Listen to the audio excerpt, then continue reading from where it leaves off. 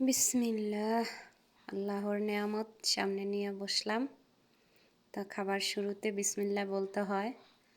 যে কোনো ভালো কাজের শুরুতেই বিসমিল্লাহ বলবেন। আল্লাহ তাতে আপনার কাজের বরকত বাড়ায় দিবে, রিজিকের বরকত বাড়ায় দিবে। তো আজকের রান্না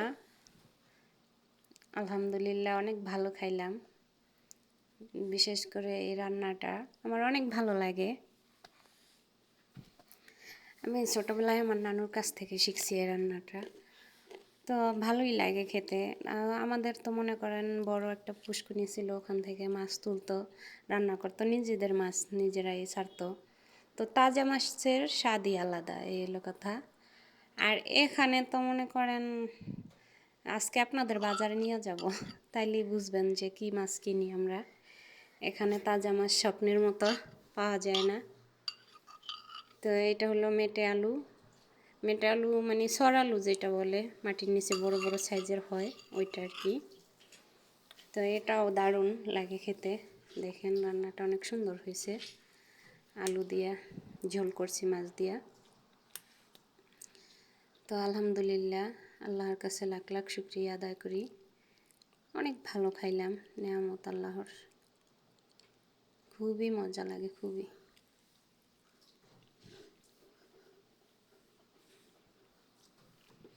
আর সাথে যদি থাকে এমন একটা কাঁচামরিচ, তাহলে তো আর কোনো কথাই নাই। দেখেন আলুটা একদম গলে গেছে। সত্যি অনেক মজা হয়েছে খাবারটা। আসসালামু আলাইকুম গাইস, সবাই কেমন আছেন? আশা করি ভালো আছেন। আলহামদুলিল্লাহ, আপনাদের দোয়া ও ভালোবাসায় আমরাও ভালো আছি। তো এই যে দেখেন দোকানের সাইডে দোকানদারেরা কত সুন্দর সুন্দর গাছ লাগিয়ে রাখছে, খুবই ভালো লাগে দেখতে। তাই একটু আর কি ভিডিও করা। আমরা কিন্তু কোনো সময় আপনাদের দেখাই না যে আমরা কোথা থেকে বাজার করি, কি বাজার করলাম, কি আনলাম, এগুলো কিন্তু আমি কখনো ভিডিওতে তুলে ধরি না। তো আজকে তুলে ধরার একটা কারণ যে আমরা প্রতিদিন কতটা রাস্তা হাঁটি, ওইটাই আর কি দেখাইতে চাই। 2 দিন 1 দিন পর পরই বাজার করতে হয়, কারণ আমাদের ঘরে ফ্রিজটা নষ্ট হয়েছে, এখন তো ঠিক করতে পারিনি। তো মাছ গোছ এগুলো আইনা কিন্তু ঘরে রাখার মতো কোনো উপায় নাই। আর এটা দেশগ্রাম না যে আমার বাসায় ফ্রিজ নেই অন্য একজনের বাসায় রাখলাম, ওইটা না। হ্যাঁ, সৌদি আরবে কেউ কারো রুমে যায় না, কেউ কারোর সাথে দেখাও করে না। ওই বাজারে বাইরে গেলে ছেলেরা, মেয়েরা তো নাই। আর এইখানে আগে অনেক ফ্যামিলি ছিল, এখন নাই, সবাই চলে গেছে, আমি একাই আছি।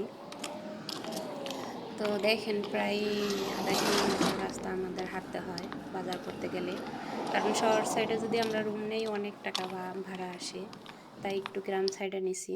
তো বাজারঘাট একটু দূরে দূরে। আমাদের বাসার নিচেও একটা দোকান হয়েছে এখন নতুন, কিন্তু ওখান থেকে আমরা বাজার করি না। এই যে দেখেন আপনাদের ভাইয়া আগে আগে আর আমি পিছে পিছে, তার সাথে আমি কখনোই হাঁটতে পারি না, সে সব সময় আগে আগে হাঁটে। তো বাচ্চাটা কোলে নিয়ে হাঁটা অনেক কষ্ট, বিশেষ করে এই সৌদি আরবে। এই যে দেখেন দোকানে এসে পড়ছি। তো আপনার ভাইয়ের কোলে কতক্ষণ, আমার কোলে কতক্ষণ, ঠিক আছে, এই করে। হ্যাঁ, আমার বাবু কিন্তু অনেক দুষ্ট করতেছে, কেউ কিছু মনে করেন না। তো চলে আসছি আমরা দোকানে। এই যে দেখেন দোকানদার মাছ দেখাইতেছে। তা আমরা যেটা কিনতে চাই ওইটা নাই, তারপরও যেটা পাইছি ওইটাই নিয়ে আসছি। এত দূর রাস্তা হাইটে গেছি, কি করার বলেন। আল্লাহু আকবার। তো আমি একটু দোকানটা ঘুরে ঘুরে দেখতেছি। আমি এখানে কখনো যাই নাই। এই আফিফ শহরে যারা থাকে ওরা অবশ্যই চিনবে, এটা বাঙালি মার্কেট বলা হয়, এখানে সবাই বাঙালি, সৌদির দোকান নাই এটা। তো ফ্রিজগুলো দেখতেছি, দেখেন এগুলো প্যাকেট করা ব্রয়লার মুরগি আর মুরগির কলিজা। আর আমরা যে মাছটা নিয়েছি ওটা ওজন করতে গেছে আপনার ভাইয়া দোকানদারের সাথে, দেখতেছে আর কি। টাকায় হইলে নেব, না হইলে নেওয়া চলবে না। তো তখন যতটুকু দাম হোক, দাম আর না বলি। তো এখন মাছটা কাটতেছে দেখি, আমার বাচ্চা ভয় পাইতেছে আর কি, শুরু। তো মাছগুলো কাজ করতেছে।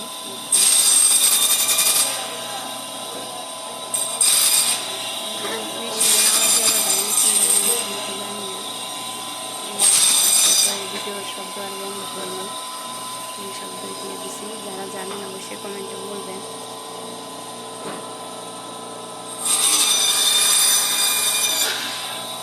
আমাদের দেশ গ্রামে যেমন ছৌ মিলে গাছ কাটে, মাছ কাটে। আমি আজকে প্রথম দেখলাম, এমনিতে দেখছি মানে এভাবে সরাসরি বলা দেখলাম না। আমি জিজ্ঞেস করতেছি তুমি ভয় পাইতেছ?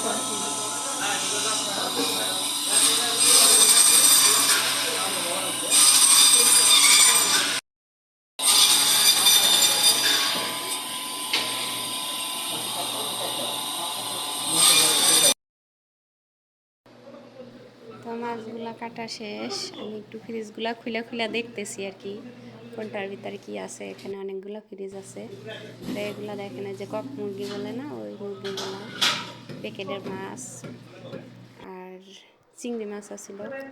তো আমাদের মাছ কেনা হয়ে গেছে, ক্যাশিয়ারের টাকাটা দিয়ে আমরা চলে আসবো দোকানদারের। এই যে বের হয়ে গেছি দুইজন, হাঁটতেছি আর হাঁটতেছি, তো গল্প করতেছি। দেখেন কতটা পথ, সব পথ তো আর আমরা ভিডিও করি নাই, মাঝখানের থেকে একটু একটু যেখানে লাইট ছিল ওখান থেকে ভিডিও করা হয়েছে।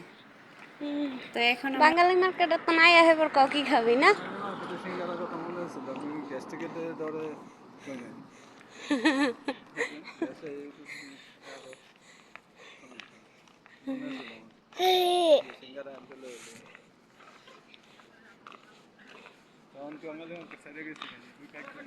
হবো আচ্ছা না।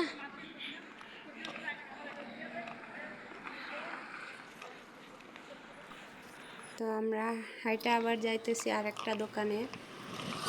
তো প্রতিদিন কতটা রাস্তা হাঁটি এটাই দেখানোর জন্য যে 10 টাকা বাঁচানোর জন্য আমরা কতটা পথ হাঁটি।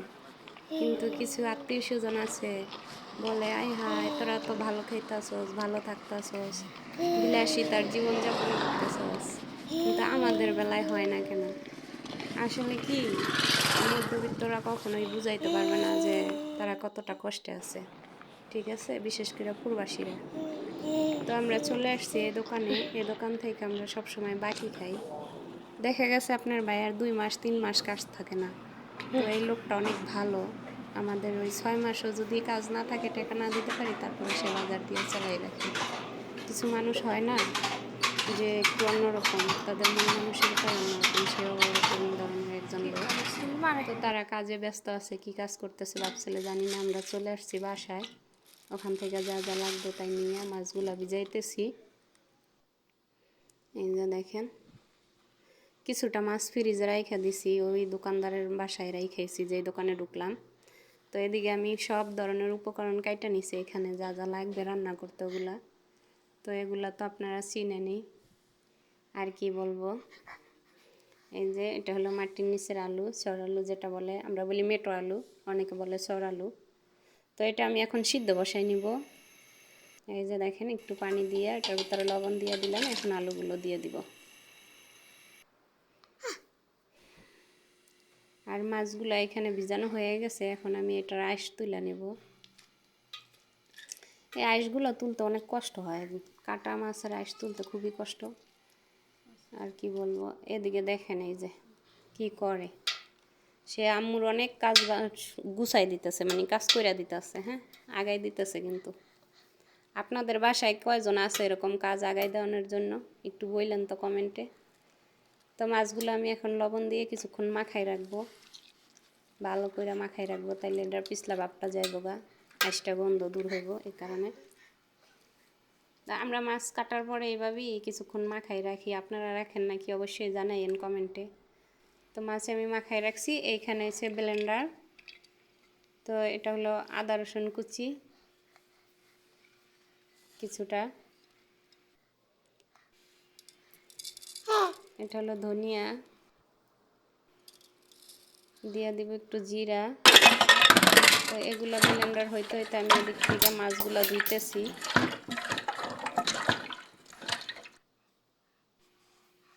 তো ভিডিওতে যেমন ছাউন ওরকমই দিতেছি আমি, আর কিছু কাটতেছি না আজকে। দেখব কোন ভিডিওটা ভালো ভিউ হয় জানি না। তো লবণ হলুদ দিয়ে আমি মাছগুলো মাখাই নিতেছি। জানি না ইউটিউব কেন আমাদের ভিডিও বুস্ট করে না, বা এটা কেন সবার কাছে পৌঁছায় না আমি জানি না। তো এখানে আছে এই যে দেখেন হলুদ, লবণ, মরিচের গুঁড়া, এটা আমি একটু মাখাই নিলাম কারণ আজকে রান্নাটা একটু অন্যরকম করব এই কারণে। এগুলো হলো পেঁয়াজ ব্লেন্ড করে নিছি, এগুলো হলো যে আদা রসুন জিরা আর ধনিয়া একসাথে ব্লেন্ড করে নিছি, সবগুলো একসাথে। তো রান্নার উপকরণ সব রেডি। এদিকে আমার আলুটাও সিদ্ধ হয়ে গেছে। এখন আমি এটা ছাইকা নেব একটা জালির ভিতরে। আমার ভিডিওগুলো কি অতটাই খারাপ হয়? কেন মানুষ দেখে না বুঝি না।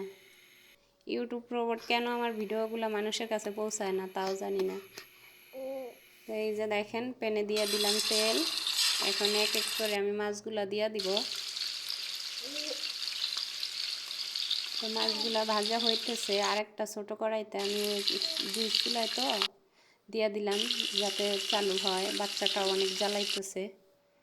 তো প্রতিদিন রাতে বাজার করা রান্না করা অনেক কষ্ট, কী করব বলেন, এভাবেই করতে হয় কারণ সে সারাদিন কাজ করে রাত্রেই বাজার করে। তো আমার মাছগুলো হয়ে গেছে দেখেন, একটু ভাজা ভাজা হয়েছে কারণ আমি মাছগুলো একটু কাঁচা কাঁচা রাখতেছি, ফুল ভাজতেছি না। যে রান্নাটা করবো ওইটাই একটু ভাজা ভাজা করবো এই কারণে। তো ওই তেলের ভিতরেই আমি আর একটু তেল দিয়ে দিলাম পেঁয়াজ কাঁচামরিচ, এগুলো একটু ভাজা ভাজা হোক।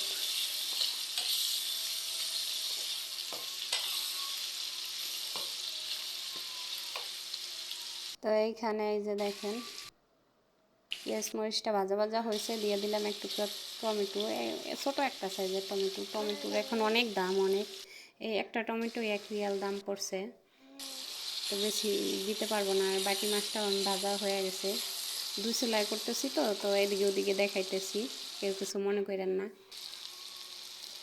এখন দিয়ে দিব পেঁয়াজ বাটা, অর্ধেকটা দিব এই তরকারিতে, অর্ধেকটা দিব আর একটা ওই যে আলু তরকারিতে দেবো, ওই কারণে অর্ধেক রেখে দিলাম। তো আদা রসুন দিয়ে দিলাম এই যে মরিচ হলুদ লবণ গোলানো একসাথে পরিমাণ মতো, যে যেমন ঝাল খায় আর কি। যারা আমার ভিডিও কষ্ট করে দেখেন তারা অবশ্যই একটা করে কমেন্টস করে যাবেন যে আমার ভিডিও কেমন হয়, কোন জায়গায় ভুল হয়, কি করলে ভালো হবে। যেহেতু আপনারা অভিজ্ঞ লোক, আপনারা দেখেন বুঝতে পারেন। আমি তো আর বুঝতে পারি না যে আমার ভিডিওটা কোন জায়গায়, আমার কাছে তো সবই ভালো লাগে। ঠিক আছে, তো আমার মশলাটা ভাজা ভাজা হয়ে গেছে। এখন আমি মাছগুলো দিয়ে দিব এটার ভিতরে। এই যে মাছগুলো দিয়ে দিলাম। তো দিয়ে দিব সামান্য পানি, অল্প গরম পানি করে রাখছি আমি আগেই, অল্প পানি দিব কারণ এটা শুকনো শুকনো হবে এই কারণে।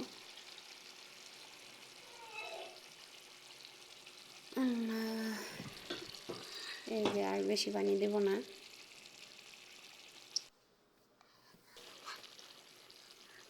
তো এটা হইতে থাক। এই যে দেখেন এটা কিন্তু প্রায় হয়ে গেছে। তার একটু শুকনো শুকনো করবো। এটা কিছুটা ওই যে নোয়াখালীর ইয়া হয় না, মরিচ খোলা বলে না, এই মরিচ খোলার মতো। ঠিক আছে, তো এটা টানতে থাক। এই চুলায় আমি আবার বসাই দিলাম প্যানের ভিতরে তেল দিয়ে দিছি,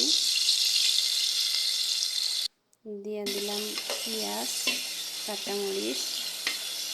আর আমার মশলাগুলো তো বাবু হাত দিয়ে দেখছেন কী করছে, সব মিলাই দিছে, ধনিয়া পাতা কাঁচামরিচ একসাথে, কিছু বলার নাই, বাচ্চা মানুষ। তো দিয়ে দিলাম পেঁয়াজ বাটাটা। এখানে আছে আদা রসুন ধনিয়া জিরা একসাথে ব্লেন্ড করা। তো এটা একটু ভাজা ভাজা করবো। আর এদিকে আমার মাছ হয়ে গেছে দেখেন, ধনিয়া পাতা অ্যাড করবো এটা কিছুটা। এই যে তো এই মাছটা আমি আরেকটা উল্টান দিব, উল্টা দিলে মানে পোড়া পোড়া হবে আর কি।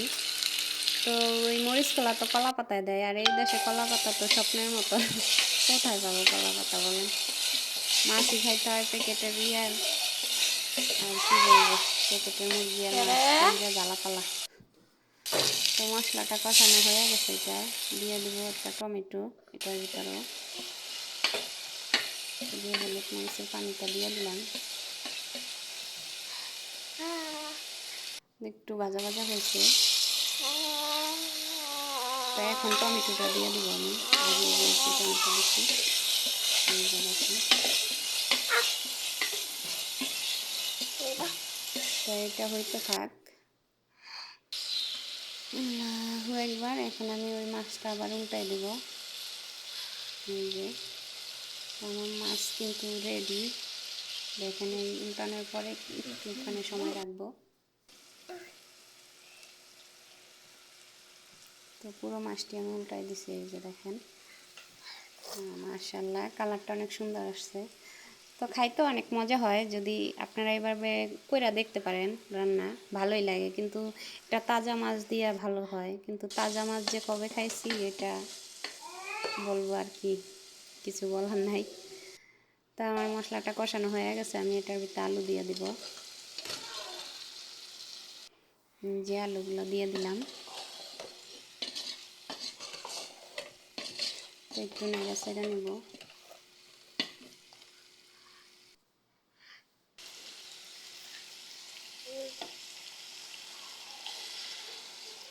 এটা যেহেতু সিদ্ধ আলু, বেশি নাড়তে হবে না, এই কারণে দিয়ে দিলাম পানি। বেশি কষাইলে আবার আরও ভাঙা যাইব, আর আলু তো এমনি নরম হয়। পানি একটু বেশি দিলাম, কারণ মাছের মাথাটা অনেক বড়, তো ওটার ভিতরে কিছু ডুববো না, এই কারণে আর কি বেশি করে পানি দিয়ে দিলাম। এই যে দেখেন, মশলা ঢোকার জন্য আর কি একটু বেশি পানি দেওয়া লাগলো, ঝোল যেটা ওটা। তো আমার হয়ে গেছে মাছ রান্না প্রায়। বাচ্চাদের নিয়ে এক হাতে বাচ্চা, এক হাতে মোবাইল, রান্না খুবই কষ্ট, খুবই কষ্ট। তো এটা তো আমি কিছুটা ধনিয়া পাতা দিয়ে দিলাম, এটাও হয়ে গেছে। এই যে দেখেন, ঝোলটা মাখো মাখো হয়েছে, আর টানাবো না ঝোল, আমরা এইভাবেই খাই। একটু ঝোল ঝোল না হইলে হয় না, একটা তরকারি তো শুকনো রান্না করলাম না। তো এখন আমি ঢাইলা নিতেছি, দেখেন এই যে বলের ভিতরে ঢাইলা নিতেছি। আর রাত্রে রান্না করলে না তরকারির কালার অত সুন্দর লাগে না, ঠিক আছে?